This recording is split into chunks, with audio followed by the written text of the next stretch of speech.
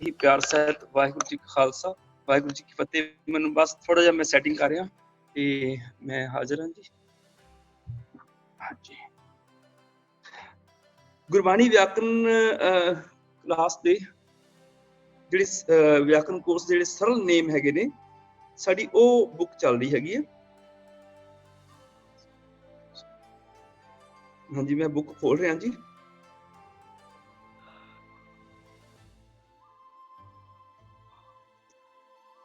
ठीक है जी।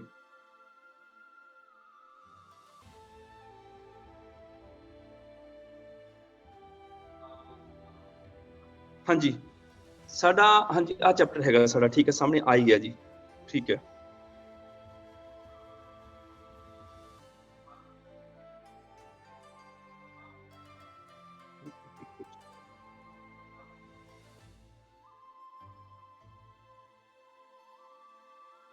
शब्दां दे अंत विच लगियां दुलाइयां विचों वर्तमान काल वाले अर्थ निकलते हैं। क्रियावाची शब्द सानू पता है किहड़े हुंदे ने, वर्ब्स नू कहंदे ने क्रिया। जिवें जो भी असीं काम करदे हां, खाना पीना, हसना सोना, उठना बैठना, जाना, नहाना धोना, ये साडियां सारियां क्रियावां हैगियां ने जिहड़ियां असीं करदे हैगे हां। ते और ये जिहड़ियां क्रियावां हैगियां वर्ब्स, ਇਹਦੇ ਵਿੱਚ ਸਪੈਸ਼ਲ ਹੈਗਾ ਵਰਤਮਾਨ ਕਾਲ ਮਨੇ ਪ੍ਰੈਜ਼ੈਂਟ ਟੈਂਸ, ਹੁਣ ਚੱਲ ਰਿਹਾ ਸਮਾਂ। ਅਸੀਂ ਇਹਦੀ ਵਿਚਾਰ ਕਰ ਰਹੇ ਹਾਂ ਵਰਤਮਾਨ ਕਾਲ ਦੀ। ਤੇ ਵਰਤਮਾਨ ਕਾਲ ਵਿੱਚ ਅਸੀਂ ਗੱਲ ਕਰ ਰਹੇ ਹਾਂ ਥਰਡ ਪਰਸਨ ਦੀ, ਅਨਯ ਪੁਰਖ ਦੀ, ਕੋਈ ਤੀਜਾ ਆਦਮੀ ਜਿਹੜਾ ਕਰ ਰਿਹਾ ਥਰਡ ਪਰਸਨ। ਤੇ ਥਰਡ ਪਰਸਨ ਵੀ ਇੱਕ, ਅਨਯ ਪੁਰਖ ਇੱਕ ਵਚਨ। ਤੇ ਇਹਦੇ ਚ ਕਿਰਿਆ ਦੇ ਦੁਲਾਵਾਂ ਨੂੰ ਅਸੀਂ ਦੇਖਣਾ ਹੈ। ਹੁਣ ਤੁਕ ਦੇਖਦੇ ਹਾਂ। ਟੋਟ ਨਾ ਆਵੇ ਕਦੇ ਮੂਲ पूर्ण भंडार। हाँ जी, टोट ना आवे कदे मूल आवे, हुण आउणा हैगा क्रिया ते वर्तमान काल विच आवे थर्ड परसन वास्ते एक वचन। ਇਹਦਾ मतलब बन गया आउंदा है। ना आवे मैंने नहीं आउंदा है, टोट ना आवे टोटा नहीं आउंदा है, घाटा नहीं पैंदा है, वो कई घाटा नहीं पैंदा, वो भंडार अपने आप च पूर्ण हैगा वे आवे।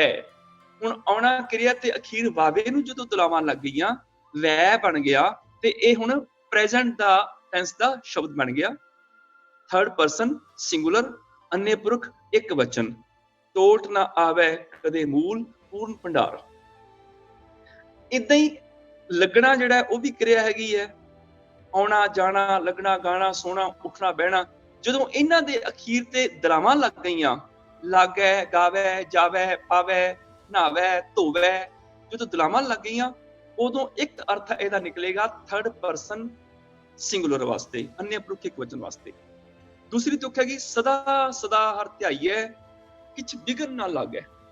ਸਦਾ ਸਦਾ ਹਰ ਧਿਆਈਐ ਕਿਛ ਵਿਗਨ ਨਾ ਲਾਗੈ। ਲੱਗਣਾ ਕਿਰਿਆ ਹੈਗੀ ਹੈ ਤੇ ਲਾਗੈ ਅੱਗੇ ਨੂੰ ਦੁਲਾਵਾਂ ਲੱਗੀਆਂ, ਲੱਗਦਾ ਹੈ। ਨਾ ਲਾਗੈ ਮੈਨੇ नहीं लगता है, ਉਹਨੂੰ ਕੁਝ ਵੀ ਵਿਗਨ ਨਹੀਂ ਲੱਗਦਾ। ਜਿਹੜਾ ਹਮੇਸ਼ਾ ਪ੍ਰਭੂ ਨੂੰ ਧਿਆ ਲੈਂਦਾ ਹੈ ਉਹਨੂੰ ਕੋਈ ਮੁਸ਼ਕਲ ਨਹੀਂ ਆਉਂਦੀ। ਨਾ ਲੱਗੇ ਥਰਡ ਪਰਸਨ ਦੀ ਗੱਲ ਹੈ ਵੀ ਉਹਨੂੰ ਇਹ ਮੁਸ਼ਕਲ ਨਹੀਂ ਆਉਂਦੀ, ਉਹਨੂੰ ਇਹ ਵਿਗਨ ਨਹੀਂ ਲੱਗਦਾ ਹੈ। ਗੁਰਬਾਣੀ ਚ ਇਸ ਤਰ੍ਹਾਂ ਦੀ ਹੋਰ ਉਚਰਤ ਗੁਣ ਗੋਪਾਲ ਜਸ ਦੂਰ ਤੇ ਜਮ ਭਾਗੈ। ਭਾਵ ਜਮ ਭੱਜ ਜਾਂਦਾ ਹੈ, ਜਮ ਆਤਮਿਕ ਮੌਤ ਮਰ ਜਾਂਦੀ ਹੈ। ਇਸੇ ਤਰ੍ਹਾਂ शब्द आ गया हर कै रंग रत्ता मन गावे, रस रसाल रस शब्द रवैया। गावे मन गावे, मैंने मन गाउंदा है। मन थर्ड पर्सन च आ गया, हरि दे प्रेम विच जुड़िया होया मन गाउंदा है। मन गावे रस रसाल रस शब्द रवैया, मन गावे, गावे आ गया। हुण इत्थे ध्यान रखियो, वावे नूं दलावां आ गईयां, ऐड़े नूं दलावां आ गईयां, ਵਾਵੇ ਨੂੰ ਦਲਾਵਾਂ ਆ ਗਈਆਂ, ਗੱਗੇ ਨੂੰ ਦਲਾਵਾਂ ਆ ਗਈਆਂ। ਪਰ ਜੇ ਕਿਤੇ ਕੋਈ ਸਵਰ ਹੋਵੇ ਉਹਨੂੰ ਦਲਾਵਾਂ ਆ ਜਾਣ ਤੇ ਸਵਰ ਜਿਹੜਾ ਜਦੋਂ ਵੀ ਆਏਗਾ ਨਾ ਐੜੇ ਨੂੰ ਦਲਾਵਾਂ ਆਣਗੀਆਂ, ਕਿਉਂਕਿ ਦਲਾਵਾਂ ਐੜੇ ਵਾਸਤੇ ਰਾਖਵੀਆਂ ਨੇ। ਊੜੇ ਨੂੰ ਦਲਾਵਾਂ ਨਹੀਂ ਆਣਗੀਆਂ ਤੇ ਈੜੀ ਨੂੰ ਵੀ ਦਲਾਵਾਂ ਨਹੀਂ ਆਣਗੀਆਂ। ਤਿੰਨ ਇਹ ਸਵਰ ਨੇ ਸਾਡੇ, ਊੜਾ ਐੜਾ ਤੇ ਈੜੀ। ਜਦੋਂ ਇਹ ਕਿਰਿਆ ਰੂਪ ਚ ਕੋਈ ਸ਼ਬਦ ਆਏਗਾ ਨਾ, ਉਦੋਂ ਕਿਰਿਆ ਰੂਪ ਸ਼ਬਦ ਦੇ ਵਿੱਚ ਐੜੇ ਨੂੰ ਦਲਾਵਾਂ ਆ ਜਾਣਗੀਆਂ, ਊੜੇ ਨੂੰ ਤੇ ਈੜੀ ਨੂੰ ਨਹੀਂ ਆਣਗੀਆਂ। क्योंकि 9 लगा ने ਜਿਹੜੀਆਂ ਊੜੇ ਐੜੇ ਈੜੀ ਤਿੰਨਾਂ ਨੇ ਵੰਡ ਲਈਆਂ। ਇਦਾਂ ਕਹਿ ਲਓ ਵੀ ਊੜੇ ਐੜੇ ਈੜੀ ਦੀ ਲੜਾਈ ਹੋ ਗਈ ਤੇ ਇਹਨਾਂ ਨੇ ਆਪਣਾ ਸਮਾਨ ਵੰਡ ਲਿਆ। 9 ਚੀਜ਼ਾਂ ਸੀਗੀਆਂ, ਇਹਨਾਂ ਤਿੰਨਾਂ ਨੇ ਇੱਕ ਇੱਕ ਚੀਜ਼ ਵੰਡ ਲਈ। ਊੜੇ ਨੇ ਕੀ ਕੀਤਾ, ਔਂਕੜ ਲੈ ਲਈ, ਦੁਲੰਕੜ ਲੈ ਲਈ ਤੇ ਹੋੜਾ ਲੈ ਲਿਆ। ਐੜੇ ਨੇ ਕੀ ਕੀਤਾ, ਕੰਨਾ ਲੈ ਲਿਆ। ਉਸ ਤੋਂ ਬਾਅਦ ਐੜੇ ਨੇ ਦਲਾਵਾਂ ਲੈ ਲਈਆਂ ਤੇ ਐੜੇ ਨੇ ਘਨੌੜਾ ਲੈ ਲਿਆ। ਇਸ ਤਰ੍ਹਾਂ ਈੜੀ ਨੇ ਸਿਹਾਰੀ ਲੈ ਲਈ, ਈੜੀ ਨੇ ਬਿਹਾਰੀ ਲੈ ਲਈ ਤੇ ਈੜੀ ਨੇ ਲਾਂ ਲੈ ਲਈ। ਇਹ 9 ਲਗਾਂ ਇਹਨਾਂ ਨੇ ਤਿੰਨ ਆਪਸ ਵੰਡ ਲਈਆਂ। ਹੁਣ ਜਦੋਂ ਕਿਰਿਆ ਦੇ ਅਖੀਰ ਤੇ ਅੰਨ੍ਹੇ ਪੁਰਖ ਇੱਕ ਵਚਨ ਬਣਾਉਣ ਵਾਸਤੇ ਦਲਾਵਾਂ ਲੱਗਣਗੀਆਂ ਸਵਰ ਨੂੰ, ਤੇ ਉਦੋਂ ਸਵਰ ਹਮੇਸ਼ਾ ਐੜਾ ਹੀ ਆਏਗਾ, ਊੜਾ ਤੇ ਈੜੀ ਕਦੀ ਵੀ ਨਹੀਂ ਆਏਗਾ। ਇਸ ਕਿਰਿਆਵਾਚੀ ਸ਼ਬਦ ਵਿੱਚ ਕਦੀ ਊੜਾ ਤੇ ਈੜੀ ਕਦੀ ਵੀ ਨਹੀਂ ਆਏਗਾ। ਮੈਂ ਹੁਣ ਗੁਰਬਾਣੀ ਚੋਂ ਉਦਾਹਰਨ ਦੇ ਦਿੰਦਾ। ਨਿਜ ਘਰ ਧਾਰ ਅਤ ਨਿਰਮਲ ਜਿਨ ਪੀਆ ਚੂਹੈ।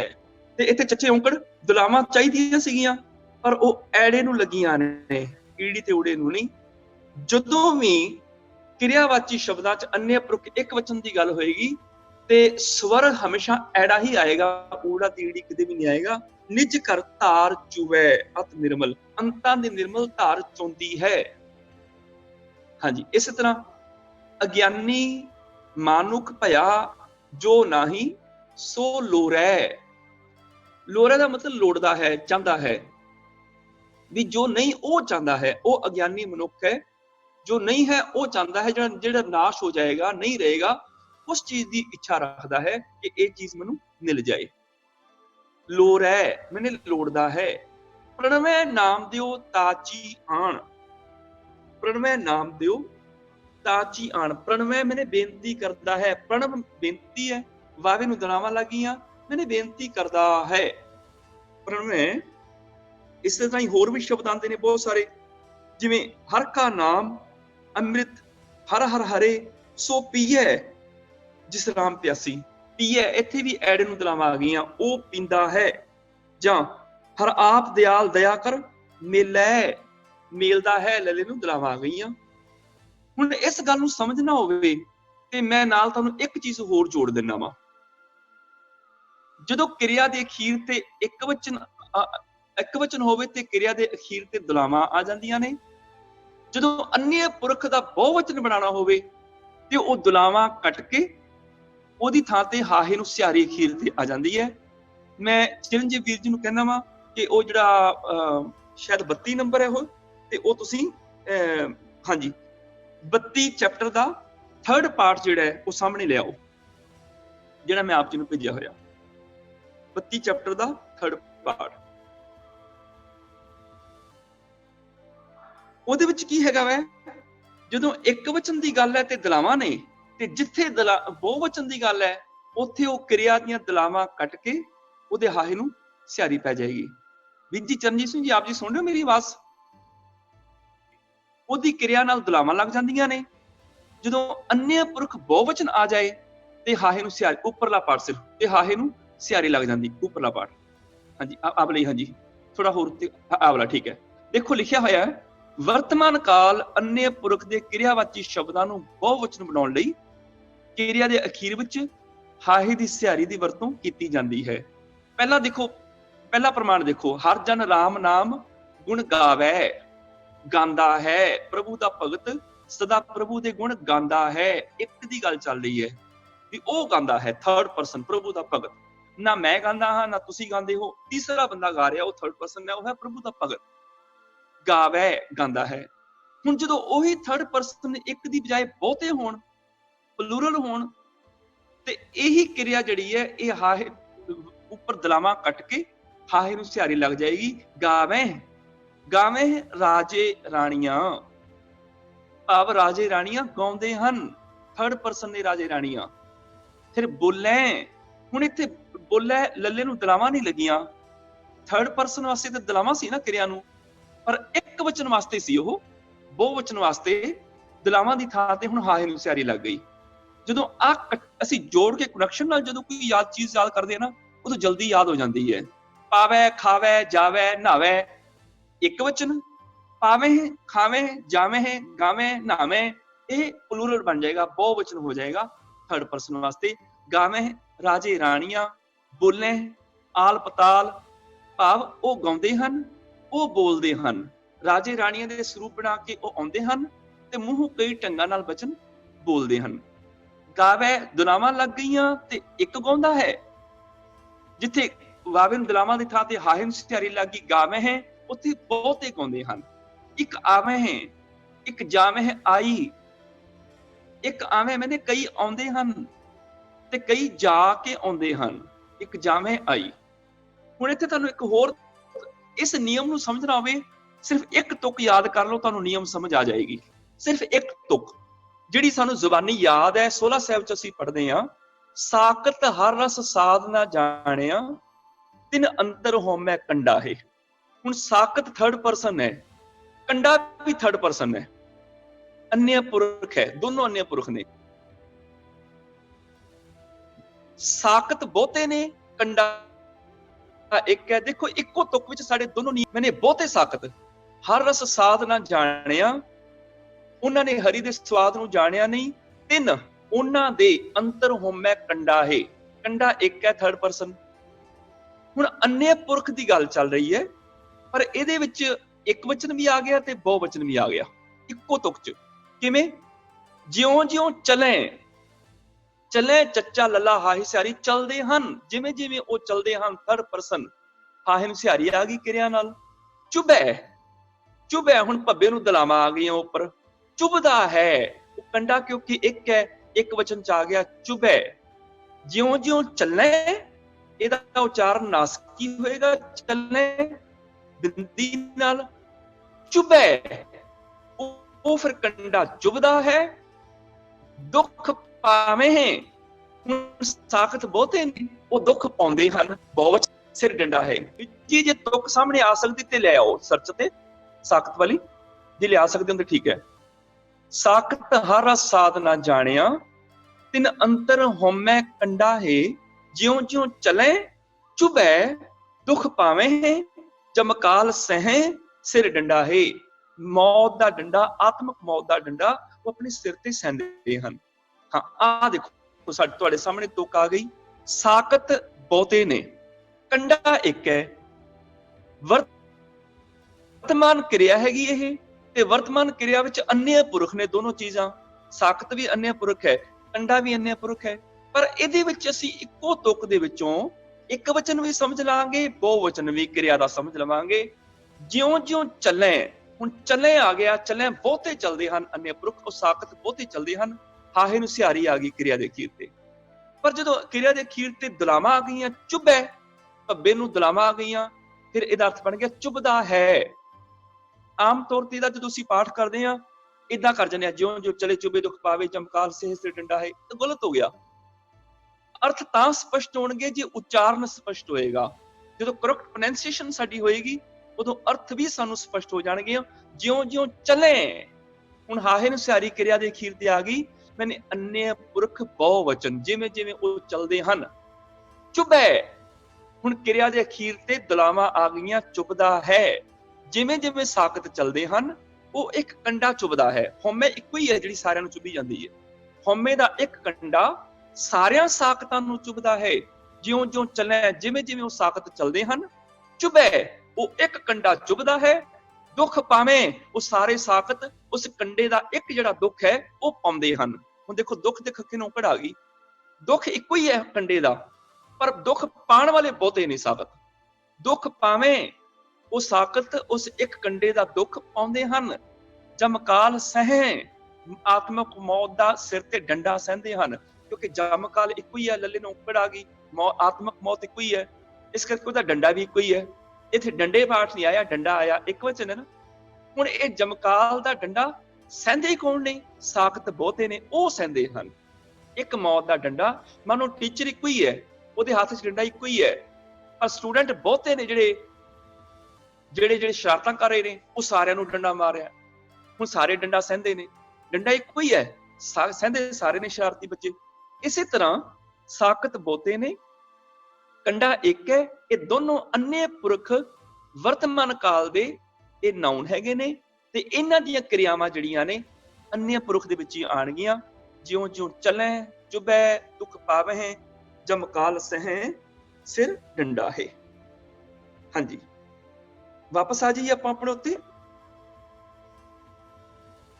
ਕਿਰਿਆਵਾਚੀ ਸ਼ਬਦਾਂ ਦੇ ਅੰਤ 'ਚ ਲੱਗੀਆਂ ਦੁਲਾਈਆਂ ਵਾਲਾ ਉਹੀ ਚੈਪਟਰ ਵਾਪਸ ਦੇਖ ਲਓ ਉੱਥੇ ਹੀ।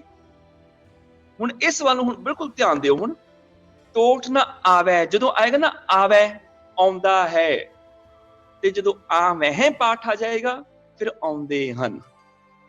ਵਿਘਨ ਨਾ ਲੱਗੈ, ਲੱਗੈ ਪਾਠ ਆਏਗਾ ਤੇ ਇੱਕ ਵਿਘਨ ਨਾ ਲੱਗਦਾ ਹੈ।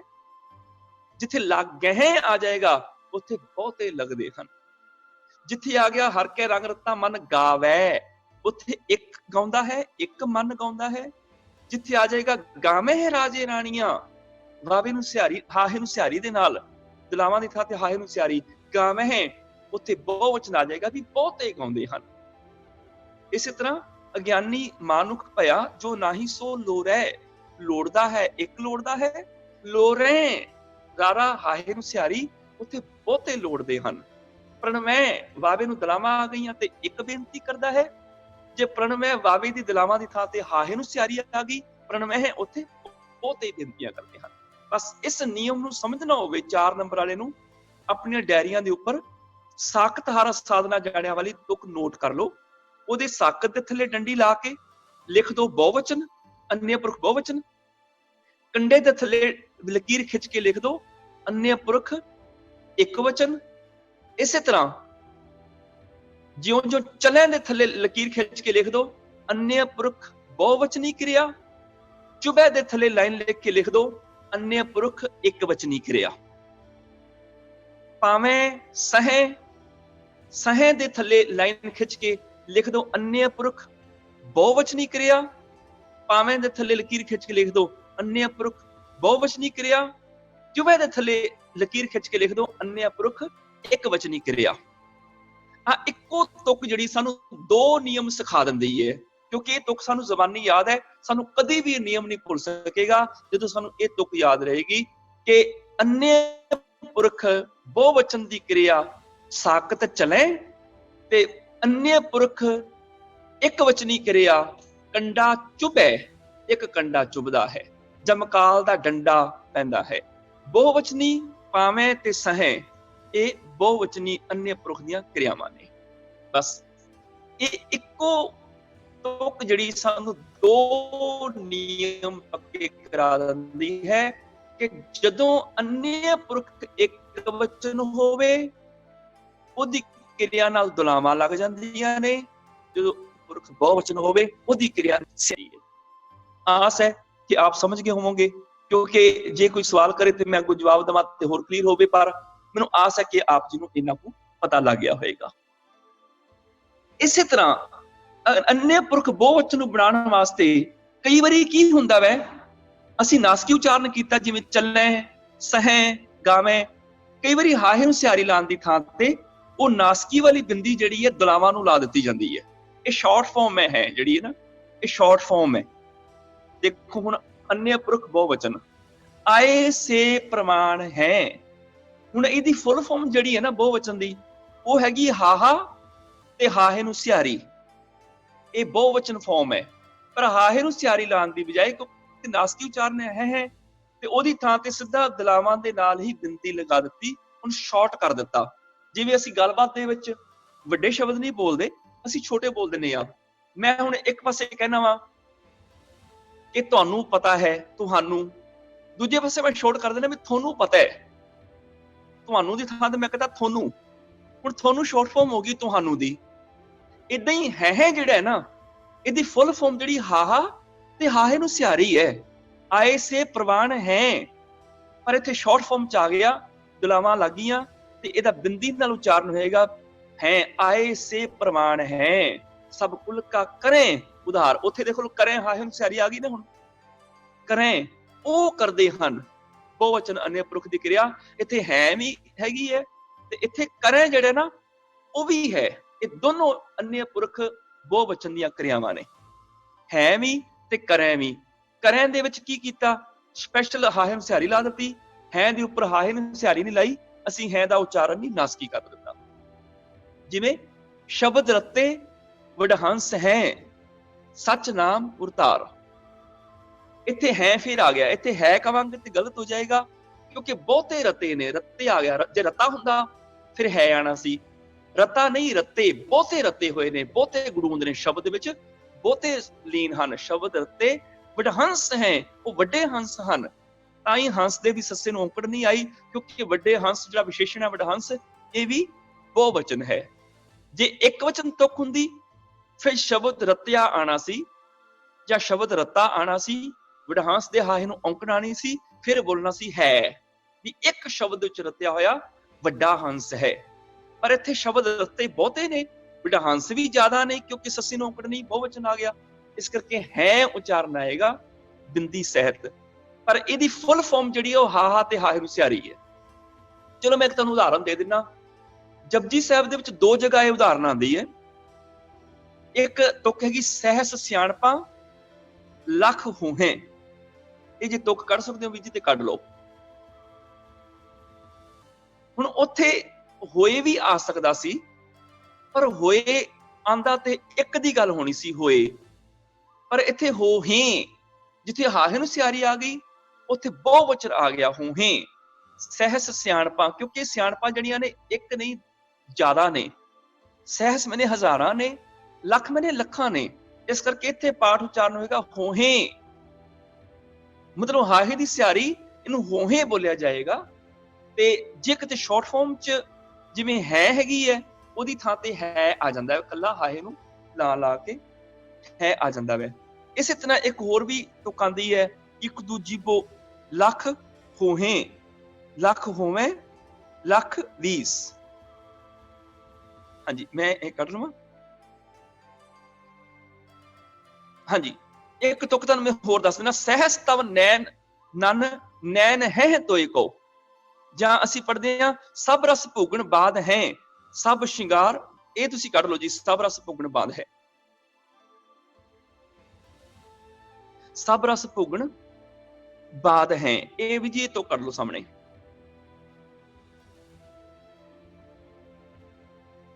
ਹੁਣ ਇੱਥੇ ਦੇਖ ਲਓ ਵੀ ਜਿਹੜੀ ਤੁਕ ਆਈ ਹੈ ਸਭ ਰਸ ਭੋਗਣ ਬਾਦ ਹੈ, ਸਾਰੇ ਰਸ ਥਰਡ ਪਰਸਨ ਦੀ ਗੱਲ ਹੈ, ਉਹ ਵਿਅਰਥ ਹਨ, ਵਿਅਰਥ ਹੁੰਦੇ ਹਨ, ਹੈ ਆ ਗਿਆ।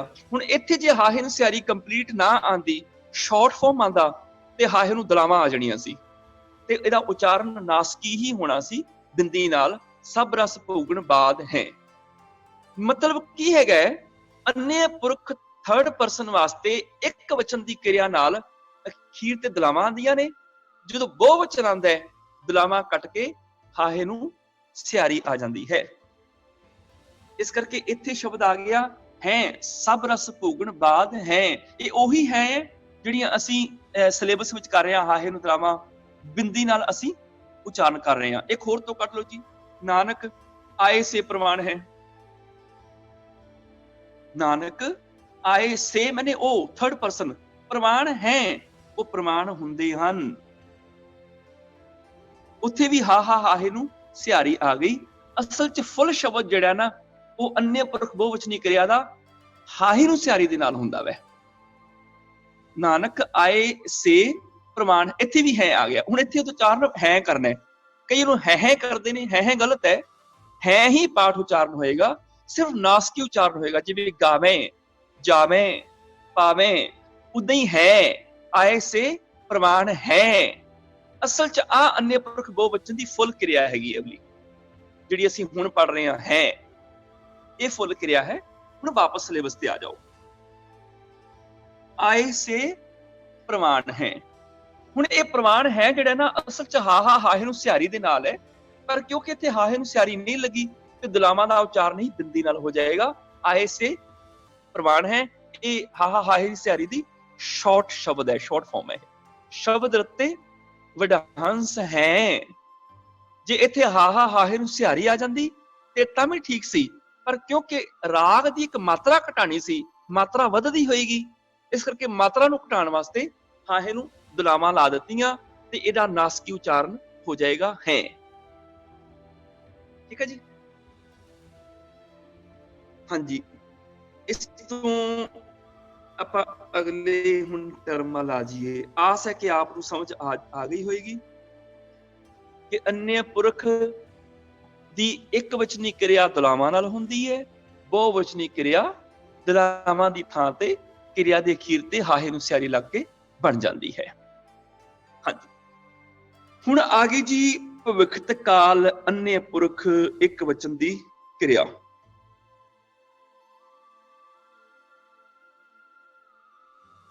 ਹਾਂਜੀ,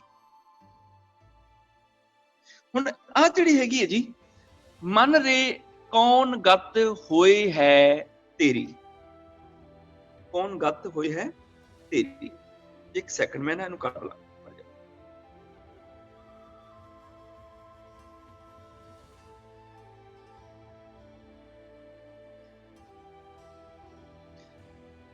ਹੁਣ ਕਈ ਥਾਵਾਂ ਤੇ ਨਾ ਕਿਰਿਆ ਦੇ ਅਖੀਰ ਤੇ ਸਿਹਾਰੀ ਲਗਾ ਕੇ ਅੱਗੇ ਜਿਹੜਾ ਹੈ ਹਾਹੇ ਨੂੰ ਦੁਲਾਵਾਂ ਲਾ ਦਿੱਤੀਆਂ ਜਾਂਦੀਆਂ ਹੈ। ਹੋਏ ਹੈ, ਹੋਣਾ ਕਿਰਿਆ ਵੈ ਪਰ ਈੜੀ ਨੂੰ ਸਿਹਾਰੀ ਲੱਗ ਗਈ, ਹੋਏ ਹੈ। ਭਾਵ ਹੋਵੇਗੀ ਰੇ ਮਨ ਕੌਣ ਗਤ ਹੋਏ ਹੈ ਤੇਰੀ, ਤੇਰੀ ਕਿਹੜੀ ਹਾਲਤ ਹੋਏਗੀ। ਇੱਥੇ ਉਚਾਰਨ ਹੈ ਨਹੀਂ ਕਰਨਾ, ਬਸ ਆ ਯਾਦ ਰੱਖਣਾ। ਇੱਕ ਵਚਨ ਨਾਲ ਕਦੀ ਬਿੰਦੀ ਨਹੀਂ ਲੱਗਦੀ ਹੁੰਦੀ, ਬਹੁ ਵਚਨ ਨਾਲ ਹਮੇਸ਼ਾ ਬਿੰਦੀ ਲੱਗਦੀ ਹੁੰਦੀ ਹੈ। ਇਸ ਗੱਲ ਨੂੰ ਸਮਝ ਲਿਓ। ਜਿਵੇਂ ਕੁਰਸੀ, ਕੁਰਸੀਆਂ ਬਿੰਦੀ ਲੱਗ ਗਈ, ਪੋਥੀ, ਪੋਥੀਆਂ ਬਿੰਦੀ ਲੱਗ ਗਈ।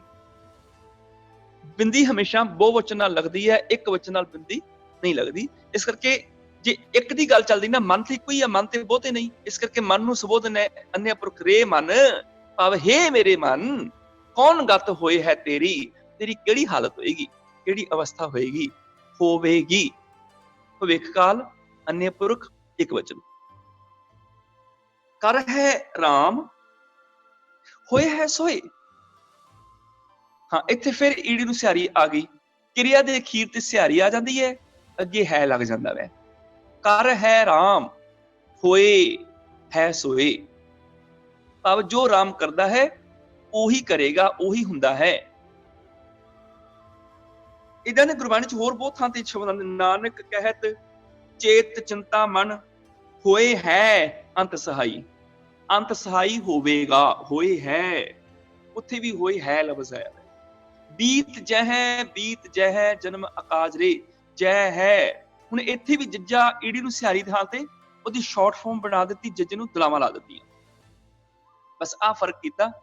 ਉੱਤੇ ਜਿਵੇਂ ਈੜੀ ਨੂੰ ਸਿਹਾਰੀ ਆ ਗਈ ਨਾ, ਹੋਏ ਹੈ, ਇੱਥੇ ਵੀ ਜੈ ਹੈ ਆਣਾ ਸੀਗਾ, ਪਰ ਇਹਨੂੰ ਸ਼ਾਰਟ ਫਾਰਮ ਕਰਕੇ ਜੱਜਾ ਈੜੀ ਸਿਹਾਰੀ ਦੀ ਥਾਂ ਤੇ ਜੱਜੇ ਨੂੰ ਦੁਲਾਵਾਂ ਲਾ ਦਿੱਤੀਆਂ। ਜੈ ਹੈ ਕਾਜ ਰੇ, ਬੀਤ ਜੈ ਹੈ, ਭਾਵ ਬੀਤ ਜਾਏਗਾ, ਬੀਤ ਜੈ ਹੈ, ਬੀਤ ਜਾਏਗਾ ਜਨਮ ਅਕਾਜ ਰੇ। ਜੈ ਹੈ, ਇਹਨੂੰ ਜੈ ਹੈ ਬਣਾ ਦਿੱਤਾ। ਮਤਲਬ ਕੀ ਹੈਗਾ, ਜੇ ਇਹਨੂੰ ਸ਼ੁੱਧ ਫਾਰਮ ਚ ਲਿਖਣਾ ਹੋਵੇ ਤੇ ਜੈ ਜਿਹੜਾ ਉਹ ਜੱਜਾ ਈੜੀ ਸਿਹਾਰੀ ਵਾਲਾ ਹੈਗਾ ਵੈ, ਪਰ ਗੁਰੂ ਸਾਹਿਬ ਨੇ ਇਹਨੂੰ ਸ਼ਾਰਟ ਫਾਰਮ ਚ ਜੱਜੇ ਨੂੰ ਦੁਲਾਵਾਂ ਲਾ ਦਿੱਤੀਆਂ। ਜਿਵੇਂ ਪਿਛਲੇ ਨਿਯਮ ਦੇ ਵਿੱਚ ਹੈ ਜਿਹੜਾ ਹਾ ਹਾਏ ਨੂੰ ਸਿਹਾਰੀ ਨਾਲ ਬਹੁਵਚਨ ਸੀ, ਪਰ ਗੁਰੂ ਸਾਹਿਬ ਨੇ ਹਾਹੇ ਨੂੰ ਦੁਲਾਵਾਂ ਲਾ ਦਿੱਤੀਆਂ ਤੇ ਉਹਦਾ ਅਸੀਂ ਨਾਸਕੀ ਉਚਾਰਨ ਕਰ ਲਿਆ। ਸੇਮ ਐਜ਼ ਇਟ ਇਜ਼ ਜੈ ਹੈ ਜਿਹੜਾ ਇਹਦਾ ਮੂਲ ਸ਼ਬਦ ਹੈਗਾ ਵੈ ਜੱਜਾ ਈੜੀ ਸਿਹਾਰੀ, ਪਰ ਇਹਦੀ ਥਾਂ ਤੇ ਗੁਰੂ ਸਾਹਿਬ ਨੇ ਜੱਜੇ ਨੂੰ ਦੁਲਾਵਾਂ ਲਾ ਦਿੱਤੀਆਂ, ਉਹ ਬਣ ਗਿਆ ਜੈ ਹੈ। ਕਿਉਂ? ਕਿਉਂਕਿ ਜਦੋਂ ਵੀ ਭਵਿੱਖ ਕਾਲ ਅੰਨ੍ਹੇ ਪੁਰਖ ਆਉਂਦਾ ਹੈ, ਉਦੋਂ ਕਿਰਿਆ ਦੇ ਅਖੀਰ ਤੇ ਸਿਹਾਰੀ ਤੇ ਅੱਗੇ ਹਾਹੇ ਨੂੰ ਦੁਲਾਵਾਂ ਲੱਗ ਜਾਂਦੀਆਂ। ਤੇ ਕਿਰਿਆ ਦੇ ਅਖੀਰ ਤੇ ਜਦੋਂ ਸਿਹਾਰੀ ਲੱਗਦੀ ਹੈ, ਕਈ ਵਾਰੀ ਇੱਕ ਵਿਅੰਜਨ ਦੇ ਨਾਲ ਲੱਗ ਜਾਂਦੀ ਹੈ ਤੇ ਕਈ ਵਾਰੀ ਸਵਰ ਦੇ ਨਾਲ ਲੱਗ ਜਾਂਦੀ ਹੈ। ਆਪਾਂ ਵਾਪਸ ਦੇਖਦੇ ਹਾਂ ਸਿਲੇਬਸ ਦੇ ਵਿੱਚ, ਵਾਪਸ ਸਿਲੇਬਸ ਲੈ ਕੇ ਆਓ, ਦਿਖਾ ਦਿੰਦਾ।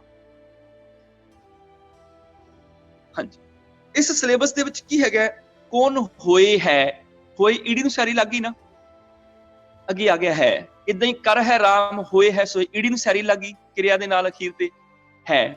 ਭਵਿੱਖ ਕਾਲ ਅੰਨ੍ਹੇ ਪੁਰਖ ਇੱਕ ਵਚਨ ਦੀ ਕਿਰਿਆ ਨਾਲ ਹਮੇਸ਼ਾ ਕਿਰਿਆ ਦੇ ਅਖੀਰ ਤੇ ਸਿਹਾਰੀ ਲੱਗੇਗੀ, ਅੱਗੇ ਹੈ ਲੱਗ ਜਾਏਗਾ। ਜਿੱਥੇ ਕਿਰਿਆ ਦੇ ਅਖੀਰ ਤੇ ਸਿਹਾਰੀ ਨਹੀਂ ਲੱਗੇਗੀ, ਉੱਥੇ ਉਸ ਤੋਂ ਪਹਿਲੇ ਅੱਖਰ ਨੂੰ ਦੁਲਾਵਾਂ ਲੱਗ ਜਾਂਦੀਆਂ ਨੇ। ਬੀਤ ਜੈ ਹੈ ਜਨਮ ਅਕਾਜ ਰੇ। ਦੇਖੋ ਅਗਲੀ ਤੁਕ ਦੇਖੋ, ਆਜ ਕਾਲ ਫੁਨ ਤੋਹੇ ਗ੍ਰਸ ਹੈ, ਇੱਥੇ ਗ੍ਰਸ ਤੇ ਸਿਹਾਰੀ ਆ ਗਈ ਨਾ, ਪਹਿਲਾਂ ਸਿਹਾਰੀ ਆਈ ਫਿਰ ਅੱਗੇ ਹੈ ਆਇਆ। ਆਜ ਕਾਲ ਫੁਨ ਤੋਹੇ ਗ੍ਰਸ ਹੈ, ਮੈਨੇ ਗ੍ਰਸ ਲਏਗਾ, ਗ੍ਰਾਈ ਬਣਾ ਲਏਗਾ, ਖਾ ਲਏਗਾ, ਬੁਰਕੀ ਬਣਾ ਕੇ ਖਾ ਲਏਗਾ। ਆਜ ਕਾਲ ਫੁਨ ਤੋਹੇ ਗ੍ਰਸ ਹੈ। ਹੁਣ ਆਟੋਮੈਟਿਕਲੀ ਇੱਥੇ ਸੱਸੇ ਨੂੰ ਸਿਹਾਰੀ ਆ ਗਈ, ਅੱਗੇ ਹਾਹੇ ਨੂੰ ਦੁਲਾਵਾਂ ਲੱਗ ਗਈਆਂ, ਹੈ ਆ ਗਿਆ। ਭਵਿੱਖ ਕਾਲ ਅੰਨ੍ਹੇ ਪੁਰਖ ਦੀ ਕਿਰਿਆ ਇੱਕ ਵਚਨੀ ਬਣਾਣੀ ਹੋਵੇ ਤੇ ਕਿਰਿਆ ਦੇ ਅਖੀਰ ਤੇ ਸਿਹਾਰੀ ਤੇ ਅੱਗੇ ਹਾਹੇ ਨੂੰ ਦੁਲਾਵਾਂ ਲੱਗ ਜਾਂਦੀਆਂ ਨੇ। ਮੈਂ ਤੁਹਾਨੂੰ ਹੋਰ ਵੀ ਦੱਸ ਦਿੰਦਾ, ਜਿਵੇਂ ਮੈਂ ਕਹਿਣਾ ਵਾ ਹਾਂ, ਆਹ ਸ਼ਬਦ ਤੁਸੀਂ ਕੱਢ ਕੇ ਦੇਖ ਲਓ, ਨਾਨਕ ਕਹਿ ਤੇ ਚੇਤ ਚਿੰਤਾਮਨ ਹੋਏ ਹੈ ਅੰਤ ਸਹਾਈ। ਚਲੋ ਇਹ ਵੀ ਆ ਗਿਆ, ਕਰ ਹੈ ਰਾਮ ਹੋਏ ਹੈ ਸੋਈ, ਆ ਗਿਆ ਜੀ, ਹਾਂ ਇਹ ਵੀ ਤੁਕ ਆ ਗਈ ਜੀ, ਕਰ ਹੈ ਰਾਮ ਹੋਏ ਹੈ ਸੋਈ, ਠੀਕ ਹੈ। ਹਾਂਜੀ, ਇਸ ਤੋਂ ਆਪਾਂ ਹੁਣ ਅੱਗੇ ਚਲੀਏ ਜੀ।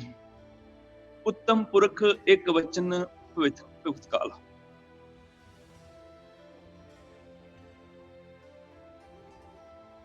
ਹਾਂ ਜੀ, ਇਹਦੇ ਨਾਲ ਇੱਕ ਹੋਰ ਚੀਜ਼ ਕਰਿਓ ਹਜੇ ਉਹੀ ਰਹਿਣ ਦੋ ਉੱਪਰ ਲਈ। ਭਵਿੱਖ ਕਾਲ ਅੰਨ੍ਹੇ ਪੁਰਖ ਦੀ ਇੱਕ ਵਚਨੀ ਕਿਰਿਆ ਸੀ ਨਾ, ਇੱਕ ਵਚਨ ਕਿਰਿਆ ਨੂੰ ਜਦੋਂ ਬਹੁਵਚਨ ਬਣਾਉਣਾ ਹੈ ਤੇ ਬਹੁਵਚਨ ਬਣਾਉਣ ਦੀ ਥਾਂ ਤੇ ਹੁਣ ਇੱਥੇ ਆਈ ਸੀ ਕਿਰਿਆ ਦੇ ਅਖੀਰ ਤੇ ਸਿਹਾਰੀ, ਅੱਗੇ ਆ ਗਿਆ ਸੀ ਹੈ। ਪਰ ਇਸੇ ਭਵਿੱਖ ਕਾਲ ਅੰਨ੍ਹੇ ਪੁਰਖ ਨੂੰ ਜਦੋਂ ਬਹੁਵਚਨ ਬਣਾਉਣਾ ਹੈਗਾ ਵੈ, ਉਦੋਂ ਕੀ ਹੋਏਗਾ, ਕਿਰਿਆ ਦੇ ਅਖੀਰ ਤੇ ਸੱਸਾ ਤੇ ਹਾਹੇ ਨੂੰ ਸਿਹਾਰੀ ਲੱਗ ਜਾਏਗੀ। ਬਸ ਇੰਨਾ ਫਰਕ ਹੈ ਵੀ ਜੀ। ਹੁਣ ਉਹ ਵਾਪਸ ਚੈਪਟਰ ਕੱਢੋ ਜੀ, 32ਵਾਂ ਚੈਪਟਰ ਤੇ 3rd ਪਾਰਟ, ਜਿਹੜਾ ਸਭ ਤੋਂ ਪਹਿਲਾਂ ਹੀ ਹੈ, ਤੁਹਾਨੂੰ ਮੈਂ ਭੇਜਿਆ ਸੀਗਾ। ਚੈਪਟਰ 32 ਪਾਰਟ ਉਹਦਾ 3rd ਹੈਗਾ ਵੈ, ਹੇਠਲਾ ਹਿੱਸਾ ਕੱਢ ਲਓ ਉਹਦਾ। ਹੁਣ ਉਹਦੇ ਵਿੱਚ ਕੀ ਹੈਗਾ, ਇਸੇ ਭਵਿੱਖ ਕਾਲ ਅੰਨ੍ਹੇ ਪੁਰਖ ਦੀ ਇੱਕ ਵਚਨ ਕਿਰਿਆ ਨੂੰ ਜਦੋਂ ਬਹੁਵਚਨ ਬਣਾਉਣਾ ਹੈ, ਉਦੋਂ ਹੈ ਦੀ ਥਾਂ ਤੇ ਸੱਸਾ ਹਾਹੇ ਨੂੰ ਸਿਹਾਰੀ ਲੱਗ ਜਾਂਦੀ ਹੈ, ਸੈ। ਹਾਂ, ਇਹ 2 ਨੰਬਰ ਵਾਲਾ ਵੱਡਾ ਕਰ ਲਓ ਥੋੜਾ ਜਿਹਾ, ਹੇਠਿਆਂ ਵਾਲਾ। ਭਵਿੱਖ ਕਾਲ ਅੰਨ੍ਹੇ ਪੁਰਖ ਦੀ ਕਿਰਿਆ ਨੂੰ ਬਹੁਵਚਨ ਬਣਾਉਣ ਲਈ ਕਿਰਿਆ ਦੇ ਅਖੀਰ ਵਿੱਚ ਸੱਸਾ ਹਾਹੇ ਸਿਹਾਰੀ ਦੀ ਵਰਤੋਂ ਕੀਤੀ ਜਾਂਦੀ ਹੈ। ਜਦੋਂ ਤੁਸੀਂ ਇੱਕ ਵਚਨ, ਉਦੋਂ ਕਿਰਿਆ ਦੇ ਅਖੀਰ ਤੇ ਸਿਹਾਰੀ ਤੇ ਅੱਗੇ ਲੱਗ ਗਿਆ ਸੀ ਹੈ। ਹੁਣ ਜਦੋਂ ਬਹੁਵਚਨ ਬਣਾਉਣਾ ਮੈਂ, ਉਦੋਂ ਫਿਰ ਕਿਰਿਆ ਦੇ ਅਖੀਰ ਦੀ ਸਿਹਾਰੀ ਨਹੀਂ ਲੱਗੇਗੀ, ਹੈ ਨਹੀਂ ਆਏਗਾ, ਉਹਦੀ ਥਾਂ ਤੇ ਕਿਰਿਆ ਦੇ ਅਖੀਰ ਤੇ ਸੱਸਾ ਤੇ ਹਾਹੇ ਨੂੰ ਸਿਹਾਰੀ ਆ ਜਾਏਗੀ। ਜਿਵੇਂ ਚੱਲੇ, ਇੱਕ ਚਾਲ ਸੈ, ਇੱਕ ਸੈ ਪਰ ਕਈ ਚਲੇ ਜਾਣਗੇ। ਇੱਕ ਕਿਉਂ ਸਿਹਾਰੀ ਆ ਗਈ, ਮੈਨੇ ਕਈ ਬਹੁਵਚਨ ਰੂਪ ਚ ਆ ਗਿਆ। ਇੱਕ ਚਾਲ ਸੈ ਕਈ ਚਲੇ ਜਾਣਗੇ।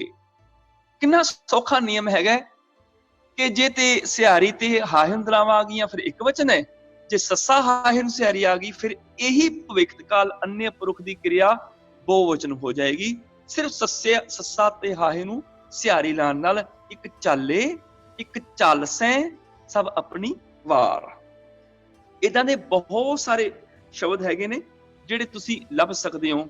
ਚਾਲ ਸੈ, ਇਸ ਤਰ੍ਹਾਂ ਦੇ ਸ਼ਬਦ ਤੁਹਾਨੂੰ ਹੋਰ ਵੀ ਬਹੁਤ ਸਾਰੇ ਮਿਲ ਜਾਣਗੇ। ਤੇ ਜਦੋਂ ਬਹੁਵਚਨ ਆਏਗਾ ਉਦੋਂ ਹਮੇਸ਼ਾ ਨਾਸਕੀ ਉਚਾਰਨ ਹੋਏਗਾ, ਚਾਲ ਸੈ।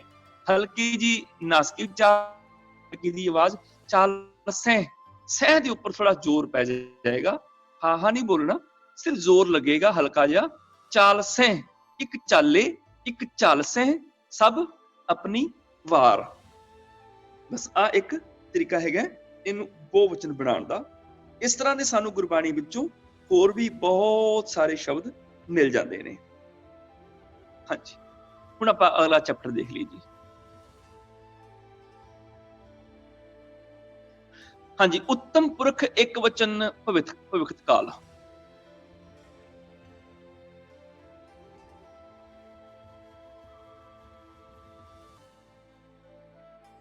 ਇੱਕ ਸੈਕਿੰਡ ਜੀ, ਮਾੜਾ ਜਿਹਾ ਹੋਲਡ ਕਰਿਓ।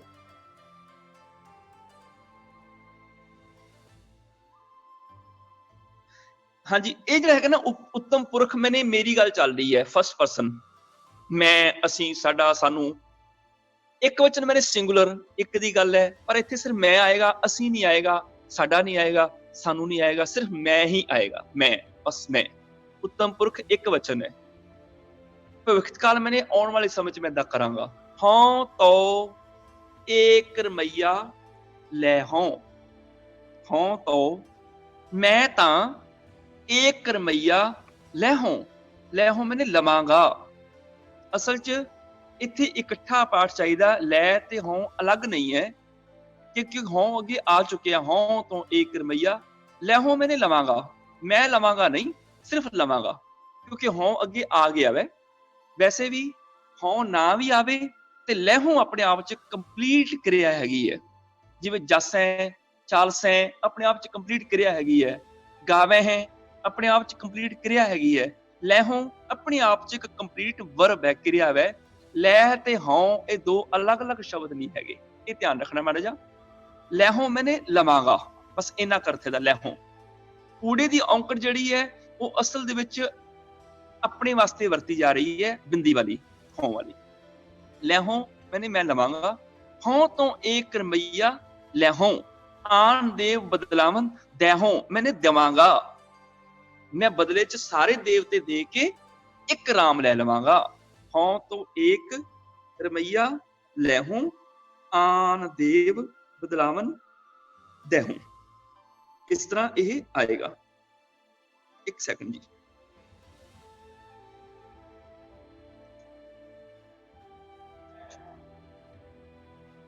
हाँ जी, ये ऊड़े ते औंकड़ समझनी है ना। असल च दहूं ते लहूं इकट्ठा शब्द मैं तां कह रहा वां, ये अपने आप च कंप्लीट क्रिया ते हैगी है। ਇਹਦੇ ਨਾਲ ਸਾਨੂੰ ਤਿੰਨ ਨਿਯਮ ਹੋਰ ਸਮਝ ਆ ਜਾਂਦੇ ਨੇ। ਊੜੇ ਦੀ ਔਂਕੜ ਵਾਲੀ ਕਿਰਿਆ ਦੇ ਤਿੰਨ ਨਿਯਮ ਨੇ, ਜਿਹੜੇ ਸਾਨੂੰ ਚਾਰ ਨਿਯਮ ਵੈਸੇ ਟੋਟਲ ਨੇ, ਜਿਹੜੇ ਸਾਨੂੰ ਸਮਝ ਆ ਜਾਂਦੇ ਨੇ। ਮੈਂ ਚਾਰੇ ਨਿਯਮ ਇੱਥੇ ਕਰਾ ਦਿੰਦਾ ਵਾਂ ਤੇ ਮੈਂ ਵੀਰ ਜੀ ਨੂੰ ਹੁਣ ਬੇਨਤੀ ਕਰਦਾ ਵਾਂ ਕਿ ਉਹ ਜਿਹੜਾ ਚੈਪਟਰ ਉਸ ਤੋਂ ਅਗਲਾ ਹੈਗਾ ਨਾ, ਮੈਂ ਦਿੱਤਾ ਸੀ ਤੁਹਾਨੂੰ 31ਵੇਂ ਪਾਠ ਦਾ ਪਹਿਲਾ ਪਾਠ, 31ਵੇਂ ਚੈਪਟਰ ਦਾ ਪਹਿਲਾ ਪਾਠ ਕੱਢ ਲਓ। ਜਦੋਂ ਵੀ ਕਿਸੇ ਕਿਰਿਆ ਦੇ ਅਖੀਰ ਤੇ ਊੜੇ ਨੂੰ ਔਂਕੜ ਆ ਜਾਏ, ਤੁਹਾਨੂੰ ਲਹਿੋਂ ਦਹਿੋਂ ਯਾਦ ਕਰਨ ਦੀ ਲੋੜ ਨਹੀਂ। ਸਿਰਫ ਊੜੇ ਦੇ ਅੰਤ ਜਿਹੜਾ ਕਿਰਿਆ ਦੇ ਅਖੀਰ ਚ ਆ ਜਾਏ, ਉਹਦੇ ਚਾਰ ਤਰ੍ਹਾਂ ਦੇ ਅਰਥ ਹੁੰਦੇ ਨੇ। ਇਸ ਗੱਲ ਨੂੰ ਥੋੜਾ ਸਮਝ ਲਿਓ। ਜਦੋਂ ਕਿਰਿਆ ਦੇ ਅਖੀਰ ਵਿੱਚ ਊੜੇ ਨੂੰ ਔਂਕੜ ਆ ਜਾਏ, ਉਹਦੇ ਚਾਰ ਤਰ੍ਹਾਂ ਦੇ ਅਰਥ ਨੇ। ਪਹਿਲਾ ਅਰਥ ਆ ਜਾਂਦਾ ਹੈ ਵਰਤਮਾਨ ਕਾਲ ਵਿੱਚ, ਊੜੇ ਨੂੰ ਔਂਕੜ ਆ ਜਾਏਗੀ, ਜਾਂ ਊੜੇ ਨੂੰ ਦੁਲੈਂਕੜ ਵੀ ਆ ਜਾਏਗੀ। ਕਈ ਥਾਵਾਂ ਤੇ ਦੁਲੈਂਕੜ ਵੀ ਆ ਜਾਂਦੀ ਹੈ, ਪਰ ਊੜੇ ਨੂੰ ਔਂਕੜ ਆ ਜਾਏਗੀ। ਜਿਵੇਂ ਇਹਦਾ ਅਰਥ ਬਣੇਗਾ ਸਿਮਰੋਂ ਸਿਮਰ ਸਿਮਰ ਸੁਖ ਪਾਵੋਂ। ਸਿਮਰੋਂ ਊੜੇ ਨੂੰ ਔਂਕੜ ਆ ਗਈ, ਕਿਰਿਆ ਸਿਮਰ ਕਿਰਿਆ ਹੈਗੀ, ਸਿਮਰਨਾ ਯਾਦ ਕਰਨਾ ਕਿਰਿਆ ਹੈਗੀ ਹੈ। ਅੱਗੇ ਆ ਗਈ ਊੜੇ ਨੂੰ ਔਂਕੜ, ਸਿਮਰੋਂ ਮੈਨੇ ਮੈਂ ਸਿਮਰਦਾ ਹਾਂ, ਮੈਂ ਚੇਤੇ ਕਰਦਾ ਹਾਂ, ਮੈਂ ਯਾਦ ਕਰਦਾ ਹਾਂ। ਸਿਮਰਨ ਦਾ ਮਤਲਬ ਯਾਦ ਕਰਨਾ। ਇਹਦਾ ਅਰਥ ਸਿਮਰਨ ਦਾ ਰੈਪੀਟੀਸ਼ਨ ਨਹੀਂ ਹੈ, ਰਿਮੈਂਬਰੈਂਸ ਹੈ, ਪੁਨਰੁਕਤੀ ਨਹੀਂ ਹੈ, ਦੁਹਰਾਓ ਨਹੀਂ ਹੈ, ਯਾਦ ਕਰਨਾ ਹੈ। ਇਸ ਗੱਲ ਨੂੰ ਯਾਦ ਰੱਖਿਓ। ਜੇ ਮੈਂ ਇੱਥੇ ਅਰਥ ਕਰਾਂਗਾ ਨਾ, ਬੋਲਾਂਗਾ ਇਸ ਤਰ੍ਹਾਂ ਸਿਮਰੋ ਸਿਮਰ ਸਿਮਰ ਸੁਖ ਪਾਵੋ, ਫਿਰ ਹਾਹੇ ਦੀ ਔਂਕੜ ਲੱਗ ਜਾਏਗੀ ਤੇ ਦੂਜੇ ਨੂੰ ਕਿਹਾ ਜਾਏਗਾ ਵੀ ਤੁਸੀਂ ਸਿਮਰੋ ਤੇ ਤੁਸੀਂ ਸਿਮਰ ਕੇ ਸੁਖ ਪਾਓ, ਮੈਨੂੰ ਸੁਖ ਨਹੀਂ ਚਾਹੀਦਾ। ਇਹਦਾ ਅਰਥ ਤੇ ਫਿਰ ਇਹ ਬਣ ਜਾਏਗਾ ਵੀ ਤੁਸੀਂ ਸਿਮਰੋ ਤੇ ਤੁਸੀਂ ਸੁਖ ਪਾਓ। ਪਰ ਇੱਥੇ ਹਾਹੇ ਨੂੰ ਔਂਕੜ ਨਹੀਂ ਕਿਰਿਆ ਦੇ ਅਖੀਰ ਤੇ, ਊੜੇ ਨੂੰ ਔਂਕੜ ਹੈ। ਜਿੱਥੇ ਊੜੇ ਨੂੰ ਔਂਕੜ ਆਉਂਦੀ ਹੈ, ਉੱਥੇ ਆਪਣੇ ਵਾਸਤੇ ਗੱਲ ਆ ਜਾਂਦੀ ਹੈ, ਮੈਂ ਸਿਮਰਾਂ ਤੇ ਮੈਂ ਸੁਖ ਪਾਉਂਦਾ ਹਾਂ। ਸਿਮਰੋਂ ਸਿਮਰ ਸਿਮਰ ਸੁਖ ਪਾਵੋਂ, ਤੇ ਇਹਦਾ ਨਾਸਕੀ ਉਚਾਰਨ ਹੋਏਗਾ ਬਿੰਦੀ ਨਾਲ। ਮੈਂ ਸਿਮਰਦਾ ਹਾਂ ਤੇ ਮੈਂ ਸਿਮਰ ਸਿਮਰ ਕੇ ਸੁਖ ਪਾਉਂਦਾ ਹਾਂ। ਸਿਮਰ ਸਿਮਰ ਦੋਨਾਂ ਥਾਵਾਂ ਤੇ ਰਾਰੇ ਨੂੰ ਸਿਹਾਰੀ ਆਈ ਹੈ, ਕਿਉਂਕਿ ਪੂਰਵ ਪੂਰਨ ਕਾਰਦੰਤਕ ਸ਼ਬਦ ਬਣ ਗਿਆ ਕਿਸਮ ਦਾ, ਜਿਹਦੇ ਫਿਰ ਕਦੀ ਇਹਦੇ ਬਾਰੇ ਵਿਚਾਰ ਕਰਾਂਗੇ। ਕਲ ਕਲੇਸ਼ ਤਨ ਮਾਹੇ ਮਿਟਾਵੋਂ, ਮੈਂ ਮਿਟਾਉਂਦਾ ਹਾਂ ਆਪਣੇ ਸਰੀਰ ਵਿੱਚੋਂ। ਇੱਥੇ ਮੇਰੀ ਗੱਲ ਚੱਲ ਰਹੀ ਹੈ। ਜਦੋਂ ਇਸੇ ਪਦੇ ਦੇ ਅਖੀਰ ਤੇ ਜਾ ਕੇ ਦੇਖਦੇ ਹਾਂ, ਸਪਸ਼ਟ ਹੋ ਜਾਂਦਾ ਹੈ, ਕਾਂਖੀ ਏਕੈ ਦਰਸ ਤੁਹਾਰੋ, ਨਾਨਕ ਉਨ ਸੰਗ ਮੋਹੇ ਉਧਾਰੋ। ਮੋਹੇ ਮੈਨੇ ਮੈਨੂੰ, ਮੇਰਾ ਉਧਾਰ ਕਰੋ। ਤੇ ਉੱਥੇ ਜਦੋਂ ਮੋਹੇ ਦੀ ਗੱਲ ਆ ਗਈ ਮੇਰੇ ਬਾਰੇ, ਇਹਦਾ ਮਤਲਬ ਸਿਮਰੋਂ ਪਾਵੋਂ ਮਿਟਾਵੋਂ ਸਾਰੀਆਂ ਮੇਰੇ ਬਾਰੇ ਗੱਲਾਂ ਚੱਲਦੀਆਂ ਨੇ। ਮੈਂ ਅਕਾਲ ਪੁਰਖ ਦਾ ਨਾਮ ਸਿਮਰਦਾ ਹਾਂ ਤੇ ਸਿਮਰ ਸਿਮਰ ਕੇ ਸੁੱਖ ਹਾਸਲ ਕਰਦਾ ਹਾਂ। ਇਸ ਤਰ੍ਹਾਂ ਸਰੀਰ ਵਿੱਚ ਜੋ ਦੁੱਖ ਵਿਖਾਂਦ ਹੈਗੇ ਨੇ, ਉਹਨਾਂ ਨੂੰ ਮੈਂ ਮਿਟਾਉਂਦਾ ਹਾਂ। ਤੀਰਥ ਨਾਵਣ ਜਾਓ, ਇੱਥੇ ਜਾਓ ਨਹੀਂ ਪੜਨਾ, ਤੀਰਥ ਨਾਵਣ ਜਾਓ। ਜਾਓ ਦਾ ਮਤਲਬ ਵੀ ਤੁਸੀਂ ਜਾਓ, ਤੇ ਉੱਥੇ ਫਿਰ ਹਾਹੇ ਨੂੰ ਔਂਕੜ ਆਉਣੀ ਚਾਹੀਦੀ ਸੀ, ਜਾਓ। ਜਿੱਥੇ ਕਿਰਿਆ ਦੇ ਅਖੀਰ ਤੇ ਹਾਹੇ ਨੂੰ ਔਂਕੜ ਆ ਗਈ, ਉੱਥੇ ਦੂਜੇ ਵਾਸਤੇ ਗੱਲ ਹੈ। ਜਿੱਥੇ ਊੜੇ ਨੂੰ ਔਂਕੜ ਹੈ, ਉੱਥੇ ਮੇਰੇ ਵਾਸਤੇ ਗੱਲ ਹੈ। ਜਾਓ ਤੀਰਥ ਨਾਵਣ ਜਾਓ, ਤੀਰਥ ਨਾਮ ਹੈ। ਮੈਂ ਤੀਰਥ ਨਾਵਣ ਜਾਂਦਾ ਹਾਂ ਤੇ ਮੇਰੇ ਲਈ ਪ੍ਰਭੂ ਦਾ ਨਾਮ ਹੀ ਤੀਰਥ ਹੈ। ਤੀਰਥ ਨਾਵਣ ਜਾਓ, ਤੀਰਥ ਨਾਮ ਹੈ। ਇੱਥੇ ਜਾਓ ਪਾਠ ਨਹੀਂ ਕਰਨਾ, ਬਿੰਦੀ ਨਾਲ ਉਚਾਰਨ ਹੈ ਜਾਓ, ਮੈਂ ਜਾਂਦਾ ਹਾਂ। ਇੱਥੇ ਮੇਰੇ ਬਾਰੇ ਗੱਲ ਹੈ। ਇਸੇ ਤਰ੍ਹਾਂ ਦੱਦਾ ਦੋਸ਼ ਨਾ ਦੇਉ ਕਿਸੈ, ਮੈਂ ਕਿਸੇ ਨੂੰ ਦੋਸ਼ ਨਹੀਂ ਦਿੰਦਾ ਹਾਂ। ਦੇਉ, ਇੱਥੇ ਹੁਣ ਦੇਖ ਲਓ ਊੜੇ ਨੂੰ ਦੁਰੰਕੜ ਆ ਗਈ, ਊੜੇ ਤੇ ਔਂਕੜ ਦੀ ਥਾਂ ਤੇ ਦੇਉ, ਮੈਂ ਦਿੰਦਾ ਹਾਂ, ਦੱਦਾ ਦੋਸ਼ ਨਾ ਦੇਉ ਕਿਸੈ, ਮੈਂ ਕਿਸੇ ਹੋਰ ਨੂੰ ਦੋਸ਼ ਨਹੀਂ ਦਿੰਦਾ ਹਾਂ, ਦੋਸ਼ ਕਰਮਾਂ ਆਪਣਿਆਂ, ਇੱਥੇ ਮੇਰੇ ਆਪਣੇ ਕਰਮਾਂ ਦਾ ਦੋਸ਼ ਹੈ। ਕਿਰਿਆ ਦੇ ਅਖੀਰ ਤੇ ਊੜੇ ਨੂੰ ਔਂਕੜ ਆ ਜਾਏ, ਜ਼ਿਆਦਾਤਰ ਅਰਥ ਜਿਹੜੇ ਨੇ ਉਹ ਨਾਸਕੀ ਉਚਾਰਨ ਤੇ ਇੱਕ ਵਚਨ ਆਪਣੇ ਵਾਸਤੇ, ਫਸਟ ਪਰਸਨ ਵਾਸਤੇ ਹੁੰਦੇ ਨੇ, ਵੀ ਮੈਂ ਜਾਂਦਾ ਹਾਂ, ਮੈਂ ਖਾਂਦਾ ਹਾਂ। ਜਿਵੇਂ ਕਰੋ ਬੇਨੰਤੀ ਸੁਣੋ ਮੇਰੇ ਮੀਤਾ, ਉੱਥੇ ਕਰੋ ਬੇਨੰਤੀ ਨਹੀਂ ਵੀ ਤੁਸੀਂ ਬੇਨਤੀ ਕਰੋ, ਗੁਰੂ ਸਾਹਿਬ ਆਪ ਨਿਮਰਤਾ ਚ ਕਹਿੰਦੇ ਨੇ ਕਰੋ ਊੜੇ ਨੂੰ ਔਂਕੜ ਲਾ ਕੇ, ਮੈਂ ਕਰਦਾ ਹਾਂ, ਕਰੋ ਬੇਨੰਤੀ ਸੁਣੋ ਮੇਰੇ ਮੀਤਾ, ਇਹ ਮਿੱਤਰ ਤੁਸੀਂ ਸੁਣੋ। ਕਿਰਿਆ ਦੇ ਅਖੀਰ ਤੇ ਊੜੇ ਨੂੰ ਔਂਕੜ ਆ ਜਾਏ ਤੇ ਪਹਿਲਾ ਅਰਥ ਵਰਤਮਾਨ ਕਾਲ ਉੱਤਮ ਪੁਰਖ ਇੱਕ ਵਚਨ, ਤੇ ਦੂਜਾ ਕੀ ਹੈ ਉਹ ਅਗਲਾ ਚੈਪਟਰ ਵਿੱਚ ਹੀ ਕਰਦੇ ਹੋ। ਹੁਣ ਸੈਕੰਡ ਪਾਰਟ, ਕਿਰਿਆ ਦੇ ਅਖੀਰ ਤੇ ਊੜੇ ਨੂੰ ਔਂਕੜ ਆ ਜਾਏ ਤੇ ਉਹਦਾ ਭੂਤਕਾਲ ਦਾ ਅਰਥ ਬਣ ਜਾਂਦਾ ਵੈ। ਪਰ ਯਾਦ ਰੱਖਿਓ ਉੱਥੇ ਫਿਰ ਕੱਲਾ ਊੜੇ ਨੂੰ ਔਂਕੜ ਨਹੀਂ ਆਏਗੀ, ਐੜਾ ਊੜੇ ਨੂੰ ਔਂਕੜ ਜਾਂ ਯਈਆ ਊੜੇ ਨੂੰ ਔਂਕੜ। ਮੈਂ ਦੈਹੋਂ ਤੇ ਲੈਹੋਂ ਤੇ ਤਾਂ ਹੀ ਆਣਾ ਚਾਹੁੰਦਾ ਵਾਂ ਵੀ ਉਹ ਕਿਵੇਂ ਮੈਂ ਕਹਿਣਾ ਵਾ। ਹਾਂਜੀ, ਜਦੋਂ ਇਹ ਵਰਤਮਾਨ ਨੂੰ ਭੂਤਕਾਲ ਨੇ ਬਣ ਜਾਣਾ ਮੈਂ, ਤੇ ਐੜੇ ਨੂੰ ਐੜਾ ਤੇ ਊੜੇ ਨੂੰ ਔਂਕੜ ਆ ਗਈ, ਯਈਆ ਤੇ ਊੜੇ ਨੂੰ ਔਂਕੜ ਬਣ ਗਈ, ਆਓ ਤੇ ਯਓ। ਇਹ ਇੰਨਾ ਫਲੈਕਸੀਬਲ ਨਿਯਮ ਹੈਗਾ, ਇਹ ਉੱਤਮ ਪੁਰਖ ਵਾਸਤੇ ਵੀ ਆਉਂਦਾ ਹੈ, ਮੱਧਮ ਵਾਸਤੇ ਵੀ ਆਉਂਦਾ ਹੈ, ਅੰਨਿਆਂ ਵਾਸਤੇ ਵੀ, first person, second person, third person, ਸਾਰਿਆਂ ਵਾਸਤੇ ਆਉਂਦਾ ਹੈ। ਤੇ ਕਮਾਲ ਦੀ ਗੱਲ, ਇਹ ਇੱਕ ਵਚਨ ਵਾਸਤੇ ਵੀ ਆਉਂਦਾ ਤੇ ਬਹੁ ਵਚਨ ਵਾਸਤੇ ਵੀ ਆਉਂਦਾ ਹੈ, ਭਾਵ ਸਿੰਗੂਲਰ ਵਾਸਤੇ ਵੀ ਤੇ ਪਲੂਰਲ ਵਾਸਤੇ ਵੀ। ਇੰਨਾ ਫਲੈਕਸੀਬਲ ਹੈ, ਜਿੱਥੇ ਵੀ ਐੜਾ ਊੜੇ ਨੂੰ ਔਂਕੜ ਆ ਜਾਏ, ਯਈਆ ਊੜੇ ਨੂੰ ਔਂਕੜ ਆ ਜਾਏ ਕਿਰਿਆ ਦੇ ਅਖੀਰ ਚ, ਉਹਦਾ ਅਰਥ ਚੁੱਪ ਕਰਕੇ ਤੁਸੀਂ ਭੂਤਕਾਲ ਕਰ ਦੇਣਾ ਵੇ। ਕਿਰਿਆ ਵਚਨ ਕੋਈ ਵੀ ਹੋਵੇ, ਪੁਰਖ ਕੋਈ ਵੀ ਹੋਵੇ। ਜਿਵੇਂ ਗੁਰ ਮਿਲਿਓ ਸੋਏ ਭਿੱਖਾ ਕਹੈ, ਗੁਰ ਮਿਲਿਓ ਸੋਏ, ਮੈਨੂੰ ਮਿਲਿਆ, ਆ ਗਿਆ ਨਾ ਜੀ। ਹੁਣ ਇਹ ਉੱਤਮ ਪੁਰਖ ਵਾਸਤੇ ਆ ਗਿਆ, ਪਰ ਹੈ ਭੂਤਕਾਲ ਦਾ ਵੀ, ਮਿਲਿਆ ਉਦੋਂ ਮਿਲਿਆ। ਤੈਂ ਪੜਿਓ ਇੱਕ, ਮਨ ਧਰਿਓ ਇੱਕ, ਤੁਸੀਂ ਪੜਿਆ, ਹੁਣ ਹੈ ਭੂਤਕਾਲ ਹੀ ਹੈ, ਪਰ ਮੱਧਮ ਪੁਰਖ ਤੇ ਇੱਕ ਵਚਨ ਵਾਸਤੇ ਆ ਗਿਆ ਕਿ ਤੂੰ ਪੜਿਆ, ਤੂੰ ਧਰਿਆ, ਤੈਂ ਪੜਿਓ ਇੱਕ, ਮਨ ਧਰਿਓ ਇੱਕ। ਸਾਧ ਸੰਗਤ ਕੇ ਪਾਛੈ ਪਰਿਓ, ਉਹ ਪਿਆ। ਹੁਣ ਭੂਤਕਾਲ ਥਰਡ ਪਰਸਨ ਵਾਸਤੇ ਵੀ ਆ ਗਿਆ। ਪਹਿਲਾਂ ਉੱਤਮ ਪੁਰਖ ਇੱਕ ਵਚਨ ਵਾਸਤੇ ਸੀ, ਫਿਰ ਮੱਧਮ ਪੁਰਖ ਇੱਕ ਵਚਨ ਵਾਸਤੇ ਆ ਗਿਆ, ਹੁਣ ਅੰਨ੍ਯ ਪੁਰਖ ਇੱਕ ਵਚਨ ਵਾਸਤੇ ਆ ਗਿਆ। ਇਹਦੀ ਨਿਸ਼ਾਨੀ ਕਿਹੜੀ ਹੈਗੀ ਹੈ? ਇਹਦੀ ਨਿਸ਼ਾਨੀ ਹੈਗੀ ਐੜਾ ਤੇ ਯਈਆ, ਜਾਂ ਤੇ ਯਈਆ ਆਏਗਾ ਜਾਂ ਐੜਾ ਆਏਗਾ, ਅਖੀਰ ਤੇ ਊੜੇ ਨੂੰ ਔਂਕੜ ਆਏਗੀ। ਬਸ ਆਹ ਧਿਆਨ ਰੱਖਣਾ। ਕਿਰਿਆ ਦੇ ਅਖੀਰ ਤੇ ਕੱਲਾ ਊੜੇ ਨੂੰ ਔਂਕੜ ਆ ਗਿਆ, ਨਾਸਕੀ ਉਚਾਰਨ ਮੇਰੇ ਵਾਸਤੇ ਹੈ, ਮੈਂ ਮਿਲੋਂ, ਮੈਂ ਗਾਵੋਂ, ਮੈਂ ਪਾਵੋਂ। ਪਰ ਜਿੱਥੇ ਐੜਾ ਤੇ ਊੜੇ ਨੂੰ ਔਂਕੜ ਆ ਗਿਆ, ਉੱਥੇ ਭੂਤਕਾਲ ਦੀ ਗੱਲ ਹੋ ਜਾਏਗੀ ਵੀ ਉਦੋਂ ਮੈਂ ਪੜਿਆ ਸੀ, ਜਾਂ ਉਹਨੇ ਪੜਿਆ ਸੀ, ਉਹਨੇ ਗਾਇਆ ਸੀ, ਉਹਨੇ ਆ ਕੀਤਾ ਸੀ। ਸਾਧ ਸੰਗਤ ਕੇ ਪਾਛੈ ਪਰਿਓ, ਉਹ ਪਿਆ। ਆਪ ਨਾਰਾਇਣ ਕਲਾਧਾਰ ਜਗ ਮਹਿ ਪਰਬਰਿਓ, ਉਹ ਪਰਿਆ, ਥਰਡ ਪਰਸਨ। ਹਾਂਜੀ, ਉੱਪਰ ਕਰ ਦਿਓ ਥੋੜਾ ਜਿਹਾ। ਹਾਂਜੀ, ਇਸੇ ਤਰ੍ਹਾਂ ਪ੍ਰੇਮ ਠਗੌਰੀ ਜਿਨ ਕੋ ਪਾਈ ਤਿਨ ਰਸ ਪੀਓ। ਹੁਣ ਕੱਲਾ ਪੀਓ ਨਹੀਂ ਲਿਖਿਆ, ਪੱਪੀ ਬਿਹਾਰੀ ਊੜੇ ਔਂਕੜ ਨਹੀਂ ਪਾਈ, ਵਿੱਚ ਐੜਾ ਜ਼ਰੂਰ ਪਾ ਦਿੱਤਾ। ਕਿਉਂ?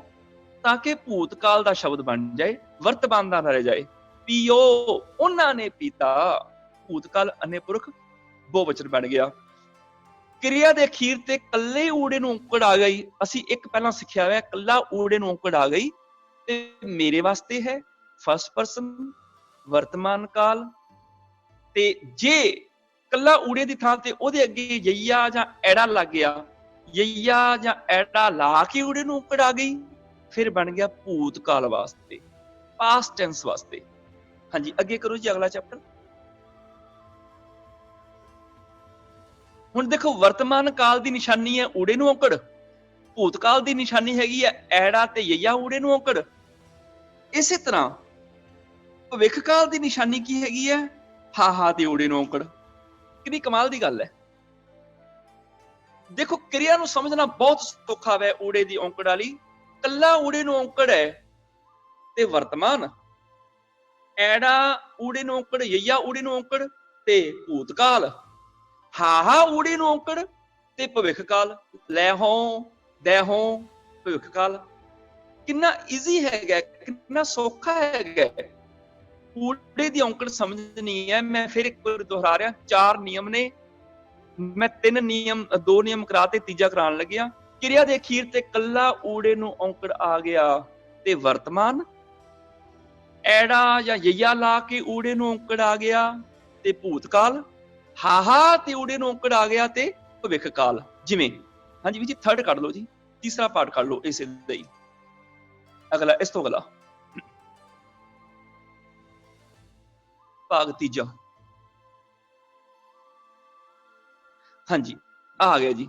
ਜਦੋਂ ਕਿਰਿਆ ਦੇ ਅਖੀਰ ਚ ਊੜੇ ਨੂੰ ਔਂਕੜ ਆ ਜਾਏ ਤੇ ਹੇਠ ਲਿਖੇ, ਹਾਂਜੀ ਨੰਬਰ 3 ਆ ਗਿਆ, ਭਵਿੱਖ ਕਾਲ ਵਿੱਚ ਕਿਰਿਆ ਦੇ ਅਖੀਰ ਵਿੱਚ ਹਾਹੇ ਨੂੰ ਔਂਕੜ ਅੰਤ ਆਉਣ ਨਾਲ ਇਹਦਾ ਅਰਥ ਉੱਤਮ ਪੁਰਖ ਇੱਕ ਵਚਨ ਦੇ ਰੂਪ ਵਿੱਚ ਨਿਕਲਦਾ ਹੈ, ਜਿਹਦਾ ਉਚਾਰਨ ਨਾਸਕੀ ਹੁੰਦਾ ਵੈ।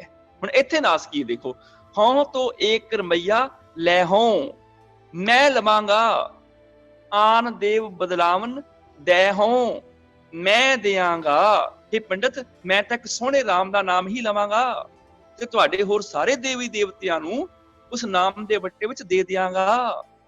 ਭਾਵ ਪ੍ਰਭੂ ਦੇ ਨਾਮ ਦੇ ਟਾਕਰੇ ਮੈਨੂੰ ਤੁਹਾਡੇ ਕਿਸੇ ਵੀ ਦੇਵੀ ਦੇਵਤੇ ਦੀ ਲੋੜ ਨਹੀਂ ਹੈ। ਜਾਂ ਤਨ ਰੈਣੀ ਮਨ ਪੁੰਨ ਰੱਪ ਕਰਹੋਂ, ਇੱਥੇ ਹੁਣ ਪਾਠ ਇਕੱਠਾ ਆਉਣਾ ਚਾਹੀਦਾ ਹੈਗਾ, ਕਰਹੋਂ ਮੈਂ ਕਰਾਂਗਾ। ਪੰਚੋ ਤਤ ਬਰਾਤੀ, ਕਿਉਂਕਿ ਗੁਰਬਾਣੀ ਚ ਅਲੱਗ-ਅਲੱਗ ਲਿਖਿਆ ਤਾਂ ਕਰਕੇ ਮੈਂ ਵੀ ਇਹਨੂੰ ਅਲੱਗ-ਅਲੱਗ ਲਿਖਿਆ, ਪਰ ਕਰਹੋਂ ਆਪਣੇ ਆਪ ਚ ਕੰਪਲੀਟ ਕਿਰਿਆ ਹੈਗੀ ਹੈ। ਜਿਵੇਂ ਉੱਪਰ ਲੈਹੋਂ ਦੈਹੋਂ ਇਕੱਠੇ ਨੇ ਨਾ, ਏਦਾਂ ਕਰਹੋਂ ਵੀ ਇਕੱਠਾ ਹੈਗਾ, ਕਿਰਿਆ ਹੈਗੀ ਇਹ ਕਰਹੋਂ, ਭਾਵ ਮੈਂ ਕਰਾਂਗਾ। ਤਨ ਰੈਣੀ ਮਨ ਪੁੰਨ ਰੱਪ ਕਰਹੋਂ, ਮੈਂ ਰੰਗ ਲਵਾਂਗਾ। ਪੰਚੋ ਤਤ ਬਰਾਤੀ ਰਾਮ ਰਾਏ ਸਿਉ ਭਾਵਰ ਲੈਹੋਂ, ਮੈਂ ਘੁਮੇਰੀਆਂ ਲਵਾਂਗਾ, ਭਾਵ ਮੈਂ ਲਾਵਾਂ ਲਵਾਂਗਾ, ਮੈਂ ਫੇਰੇ ਲਵਾਂਗਾ, ਮੈਂ ਚੱਕਰ ਕਟਾਂਗਾ। ਲੈਹੋਂ ਮੈਂ ਲਵਾਂਗਾ, ਆਤਮ ਤੇ ਰੰਗ ਰਾਤੀ। ਤੋ ਪੈ ਦੁਗਣੀ ਮਜੂਰੀ ਦੈਹੋਂ, ਤੇਰੇ ਨਾਲੋਂ ਦੁਗਣੀ ਮਜੂਰੀ ਮੈਂ ਦਿਆਂਗਾ ਜਾਂ ਮੈਂ ਦਿਆਂਗੀ। ਮੌਕੋ ਬੇਡੀ ਦੇਹੋ ਬਤਾਈ ਹੋ, ਪੜੋਸਨ ਪੁੱਛਦੀ ਹੈ ਨਾ, ਤੇ ਪੜੋਸਨ ਨੰਨੇ ਨੂੰ ਸਿਆਰੀ ਇਸਤਰੀਲਿੰਗ ਸ਼ਬਦ ਹੈ, ਇਸ ਕਰਕੇ ਪੜੋਸਨ ਦੀ ਗੱਲ ਚੱਲ ਰਹੀ ਹੈ ਵੀ ਪੜੋਸਨ ਕਹਿ ਰਹੀ ਹੈ ਮੈਂ ਤੇਰੇ ਤੋਂ ਡਬਲ ਪੈਸੇ ਦੇਵਾਂਗੀ ਜੇ ਤੂੰ ਮੈਨੂੰ ਸਿਖਾ ਦੇਵੇਂ, ਦੱਸ ਦੇਵੇਂ ਕਿ ਪ੍ਰਭੂ ਦਾ ਪਿਆਰ ਕਿਵੇਂ ਪਾਈਦਾ ਹੈ। ਤੋ ਪੈ ਦੁਗਣੀ ਮਜੂਰੀ ਦੈਹੋਂ, ਠੀਕ ਹੈ ਜੀ। ਮੌਕੋ ਬੇਡੀ ਦੇਹੋ ਬਤਾਈ ਹੋ। ਹੁਣ ਦੈਹੋਂ ਅਸੀਂ ਆਹ ਚੈਪਟਰ ਕਰ ਰਹੇ ਹਾਂ, ਲੈਹੋਂ ਦੈਹੋਂ, ਇਹਨੂੰ ਸਮਝਣਾ ਹੋਵੇ ਕਿਰਿਆ ਦੇ ਅਖੀਰ ਤੇ ਕੱਲਾ ਊੜੇ ਨੂੰ ਔਂਕੜ ਆ ਜਾਏ ਤੇ ਫਿਰ ਇਹ ਬਣ ਗਿਆ ਵਰਤਮਾਨ ਕਾਲ, ਪਰ ਜੇ ਹਾਹੇ ਦੀ ਥਾਂ ਤੇ ਐੜਾ ਯਈਆ ਲੱਗ ਜਾਏ ਫਿਰ ਬਣ ਗਿਆ ਭੂਤਕਾਲ, ਜੇ ਹਾਹਾ ਲੱਗ ਜਾਏ ਫਿਰ ਬਣ ਗਿਆ ਭਵਿੱਖਕਾਲ। ਅਸੀਂ ਇਹ ਭਵਿੱਖਕਾਲ ਜਿਹੜਾ ਆ ਕਰ ਰਹੇ ਹਾਂ ਅੱਜ ਸ਼ਬਦ ਭਵਿੱਖਕਾਲ, ਜਦੋਂ ਹਉ ਅਖੀਰ ਤੇ ਲੱਗ ਜਾਂਦਾ ਹੈ ਉਹ ਉੱਤਮ ਪੁਰਖ ਇੱਕ ਵਚਨ ਕਿਰਿਆ ਬਣ ਜਾਂਦੀ ਹੈ। ਊੜੇ ਦਾ ਮੈਂ ਚੌਥਾ ਚੈਪਟਰ ਵੀ ਨਾਲ ਹੀ ਮਾੜਾ ਦੱਸ ਦਵਾਂ ਤੇ ਸਮਾਪਤੀ ਕਰ ਲਈਏ। ਹਾਂਜੀ ਚੌਥਾ ਕਰ ਦਿਓ ਜੀ ਪਾਠ। ਬਹੁਤ ਘੱਟ ਚੌਥੇ ਪਾਠ ਦੇ ਜਿਹੜੇ ਸ਼ਬਦ ਨੇ ਗੁਰਬਾਣੀ ਦੇ ਵਿੱਚ ਆਉਂਦੇ ਨੇ, ਬਹੁਤ ਘੱਟ ਨੇ। ਉਹ ਕੀ ਹੈਗੇ ਨੇ? ਹੁਕਮੀ ਭਵਿੱਖਕਾਲ, ਜਦੋਂ ਊੜੇ ਨੂੰ ਅੰਤ ਆ ਜਾਂਦਾ ਹੈ, ਅੰਨੇ ਪੁਰਖ ਇੱਕ ਵਚਨ, ਸੋ ਮੁਖ ਜਲੋ ਉਹ ਮੂੰਹ ਸੜ ਜਾਏ, ਜਿਤ ਕੈ ਠਾਕੁਰ ਜੋਨੀ ਉਹ ਮੂੰਹ ਸੜ ਜਾਏ। ਸਭੇ ਗੱਲਾਂ ਵਿਸਰਨ ਇੱਕੋ ਵਿਸਰ ਨਾ ਜਾਓ, ਉਹ ਨਾ ਭੁੱਲ ਜਾਏ। ਕੋਈ ਭਲਾ ਕਹੋ ਭਾਵੇਂ ਬੁਰਾ ਕਹੋ, ਕੋਈ ਭਲਾ ਆਖੀ ਜਾਏ ਕੋਈ ਬੁਰਾ ਆਖੀ ਜਾਏ। ਆਗਿਆ ਤੁਮਰੀ ਮਿੱਠੀ ਲਾਗੋ ਮਿੱਠੀ ਲੱਗ ਜਾਏ, ਕਿ ਉਹ ਤੁਹਾਰੋ ਭਾਓ ਭਾ ਜਾਏ। ਨਾਨਕ ਨਾਮ ਨਾ ਵਿਸਰੋ ਨਾ ਭੁੱਲ ਜਾਏ, ਜੁਗ ਜੁਗ ਜੀਓ ਮੇਰੀ ਆਪਕੀ ਤਰੀ ਜਿਉਂਦੀ ਰਵੇ। ਮਤਲਬ ਅਸੀਂ ਜਿਹੜਾ ਸਮਝ ਰਹੇ ਹਾਂ ਇਹ ਕਿਰਿਆ ਵਾਲਾ ਦੈਹੋਂ ਲੈਹੋਂ ਨੂੰ, ਇਹਨੂੰ ਸਮਝਣਾ ਹੋਵੇ ਤੇ ਸਾਨੂੰ ਕੰਪੈਰੀਜ਼ਨ ਕਰਕੇ ਹੀ ਸਮਝਣਾ ਪਏਗਾ, ਤਾਂ ਹੀ ਸਾਨੂੰ ਸਪਸ਼ਟ ਸਮਝ ਲੱਗੇਗੀ ਕਿ ਕਿਰਿਆ ਦੇ ਅਖੀਰ ਚ ਊੜੇ ਨੂੰ ਔਂਕੜ ਤੇ ਆ ਗਈ। ਵਿੱਚ ਹੀ ਆਪਣੇ ਸਿਲੇਬਸ ਤੇ ਜਾਓ, ਵਾਪਸ ਜਿਹੜਾ ਆਪਣਾ ਸਿਲੇਬਸ ਹੈ ਨਾ ਉੱਥੇ ਜਾਓ। ਆਪਣਾ ਟਾਈਮ ਵੀ ਹੋ ਚੱਲਿਆ, 2-3 ਮਿੰਟ ਰਹਿ ਗਏ ਨੇ। ਹਾਂਜੀ ਹੁਣ ਦੈਹੋਂ ਲੈਹੋਂ ਨੂੰ ਸਮਝਣਾ ਹੈਗਾ ਤੇ ਹੋਂ ਤੋਂ ਏਕ ਰਮਈਆ ਲੈਹੋਂ, ਆਨ ਦੇਵ ਬਦਲਾਵਨ ਦੈਹੋਂ। ਜਿੱਥੇ ਕਿਰਿਆ ਦੇ ਅਖੀਰ ਤੇ ਹਾਹਾ ਊੜੇ ਨੂੰ ਔਂਕੜ ਆ ਗਿਆ ਉਹ ਤੇ ਬਣ ਗਿਆ ਭਵਿੱਖ ਕਾਲ। ਇਦਾਂ ਦੇ ਸ਼ਬਦ ਬਹੁਤ ਸਾਰੇ ਨੇ ਜਿਹੜੇ ਅਸੀਂ ਕੀਤੇ ਨੇ। ਤੋ ਪੈ ਦੁਗਣੀ ਮਜੂਰੀ ਦੈਹੋਂ, ਜਾਂ ਤਨ ਰਹਿਣੀ ਮਨ ਪੁਨਰਪ ਕਰਹੋਂ, ਜਾਂ ਰਾਮ ਰਾਏ ਸਿਉ ਭਾਵਰ ਲੈ ਹੋਂ। ਜਿੱਥੇ ਕਿਰਿਆ ਦੇ ਅਖੀਰ ਤੇ ਹਾਹਾ ਤੇ ਊੜੇ ਨੂੰ ਔਂਕੜ ਆ ਗਈ ਉੱਥੇ ਭਵਿੱਖ ਕਾਲ ਹੈ। ਜਿੱਥੇ ਕਿਰਿਆ ਦੇ ਅਖੀਰ ਤੇ ਕੱਲਾ ਹਾਹਾ ਆ ਗਿਆ ਉੱਥੇ ਵਰਤਮਾਨ ਕਾਲ ਹੈ। ਜਿੱਥੇ ਕਿਰਿਆ ਦੇ ਅਖੀਰ ਤੇ ਐੜਾ ਜਾਂ ਯਈਆ ਹਾਹੇ ਊੜੇ ਨੂੰ ਔਂਕੜ ਆ ਗਈ ਉੱਥੇ ਉਹ ਭੂਤਕਾਲ ਹੈਗਾ ਵੈ। ਤੇ ਆ ਤਿੰਨ ਹੀ ਚਾਰ ਹੀ ਮੇਨ ਨੇ ਹਾਹੀ ਦੀ ਔਂਕੜ ਨੂੰ ਸਮਝਣ ਦੇ। ਅਸੀਂ ਇਹਨੂੰ ਲੈਹੋਂ ਇਕੱਠਾ ਹੀ ਕਿਰਿਆ ਰੂਪ ਚ ਇਹਨੂੰ ਪੜਾਂਗੇ, ਕਿਉਂਕਿ ਇਹ ਊੜੇ ਦੀ ਔਂਕੜ ਹੀ ਸਾਨੂੰ ਦੱਸਦੀ ਹੈ ਕਿ ਕੱਲੇ ਊੜੇ ਦੀ ਔਂਕੜ ਤੇ ਵਰਤਮਾਨ, ਹਾਹਾ ਊੜੇ ਦੀ ਔਂਕੜ ਤੇ ਭਵਿੱਖ, ਐੜਾ ਜਾਂ ਯਈਆ ਊੜੇ ਦੀ ਔਂਕੜ ਤੇ ਭੂਤਕਾਲ, ਬਸ ਇੰਨਾ ਕੁ ਫਰਕ ਹੈਗਾ। ਇਹਨੂੰ ਸਮਝਣਾ ਬਹੁਤ ਈਜ਼ੀ ਹੈ। ਇਹ ਜੋ ਸਾਹਮਣੇ ਕੰਪੈਰੀਜ਼ਨ ਕਰਕੇ ਰੱਖਾਂਗੇ ਕਿਰਿਆ ਦੇ ਆਖਰੀ ਹਾਹੀ ਦੀ ਊੜੇ ਦੀ ਔਂਕੜ, ਸਾਨੂੰ ਤਿੰਨੇ ਕਿਰਿਆਵਾਂ ਕਾਲ ਜਿਹੜੇ ਆਰਾਮ ਨਾਲ ਸਮਝ ਆ ਜਾਣਗੇ, ਭੂਤਕਾਲ ਵੀ, ਭਵਿੱਖ ਕਾਲ ਵੀ, ਵਰਤਮਾਨ ਵੀ ਤੇ ਹੁਕਮੀ ਭਵਿੱਖ। ਇਹੋ ਜਿਹੜੀਆਂ ਕਿਰਿਆਵਾਂ ਸਿੱਖਣੀਆਂ ਹੋਣ ਤੇ ਸਾਨੂੰ ਕੰਪੈਰੀਜ਼ਨ ਨਾਲ ਹੀ ਸਿੱਖੀਆਂ ਜਾ ਸਕਦੀਆਂ ਨੇ। ਇਕੱਲੀ ਕਵਾਂਗੇ ਤਾਂ ਸਾਨੂੰ ਯਾਦ ਨਹੀਂ ਰਹੇਗੀ। ਤੁਸੀਂ ਆਪਣਾ ਚੈਪਟਰ ਬਣਾ ਲਓ ਊੜੇ ਦੀ ਔਂਕੜ ਕਿਰਿਆ ਦੇ ਅਖੀਰ ਤੇ, ਜੇ ਹਾਹਾ ਊੜੇ ਦੀ ਔਂਕੜ ਆ ਗਈ ਹਉ, ਤੇ ਤੁਸੀਂ ਇਹਦਾ ਅਰਥ ਭਵਿੱਖ ਵਿੱਚ ਕਰ ਦਿਓ। ਜੇ ਕੱਲਾ ਊੜੇ ਦੀ ਔਂਕੜ ਆਈ ਹੈ ਤੇ ਵਰਤਮਾਨ ਕਰ ਦਿਓ। ਐੜਾ ਊੜੇ ਯਈਆ ਊੜੇ ਦੀ ਔਂਕੜ ਆ ਗਈ ਤੇ ਉਹਦਾ ਅਰਥ ਤੁਸੀਂ ਭੂਤਕਾਲ ਕਰ ਦਿਓ। ਬਸ ਇੰਨਾ ਸੌਖਾ ਸਿਸਟਮ ਹੈਗਾ ਕਿਰਿਆ ਨੂੰ ਸਮਝਣ ਦਾ, ਵੀ ਊੜੇ ਦੀ ਔਂਕੜ ਇਕੱਲੀ ਆਈ ਹੈ ਜਾਂ ਉਹਦੇ ਅੱਗੇ ਹਾਹਾ ਆਇਆ ਹੈ ਜਾਂ ਉਹਦੇ ਅੱਗੇ ਐੜਾ ਆਇਆ ਹੈ। ਬਸ ਇਹੀ ਸਾਨੂੰ ਕਾਲ ਨੂੰ ਸਪਸ਼ਟ ਕਰ ਦਿੰਦੀ ਹੈ। ਤੇ ਇੰਨੀਆਂ ਹੀ ਵਿਦਿਆ ਪ੍ਰਵਾਨ 3:15 ਵੱਜ ਚਲੇ ਨੇ, ਹੋ ਗਏ ਨੇ, ਤੇ ਇੱਥੇ ਮੈਂ ਸਮਾਪਤੀ ਕਰਦਾ ਹਾਂ। ਤੇ ਕਿਉਂਕਿ ਮੈਂ ਮਾਫੀ ਦੇਣੀ ਆ ਮੈਨੂੰ, ਤੇ ਕੋਈ ਸਵਾਲ ਹੈਗਾ ਤਾਂ ਤੁਸੀਂ ਕਰ ਸਕਦੇ ਹੋ, ਆਪਾਂ ਉੱਤੇ ਡਿਸਕਸ਼ਨ ਵੀ ਕਰ ਸਕਦੇ ਹਾਂ। ਜੇ ਸਮਾਪਤੀ ਹੈ ਤੇ ਮੈਂ ਮੇਰੇ ਵੱਲੋਂ ਫਤਿਹ ਹੈਗੀ ਜੀ।